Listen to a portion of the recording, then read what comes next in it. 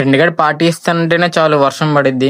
ఇప్పటికి 5 టైమ్స్ అయితే పడిందనమాట. వాడు బర్త్‌డే పార్టీ ఇస్తన్నప్పుడల్లా. సో, మేమైతే ఏది మిస్ చేసుకున్నా చేసుకోకపోయినా ఫ్రెండ్ గాడి బర్త్‌డే మిస్ చేసుకోకూడదని చెప్పి వర్షంలో తడుచుకుంటూ వచ్చాం. వర్షం మనల్ని ఆపిద్దా అని. మేమెక్కువ పల్లెటూరు తోటలో పెట్టుకుంటామనమాట పార్టీస్ ఏమన్నుంటే. పల్లెటూరు వైపు రావడం మేము వెళ్ళగానే చికెన్ ఎక్కడుందని చూసుకున్నామనమాట. కాజు కందనకాయలు కాల్చుకుందామని. మా ఫ్రెండ్ గాడు నేను కాల్చుకుంటుంటే వాసనకి అందరూ వచ్చేసారు. తలా ముక్క తిని మేమైతే ఫుడ్ వండడానికి అయితే స్టార్ట్ చేసాం అనమాట. ఏదేమైనా ఫ్రెండ్స్ తో కలిసి ఆ పనులు చేస్తే ఆ కిక్కే వేరనమాట.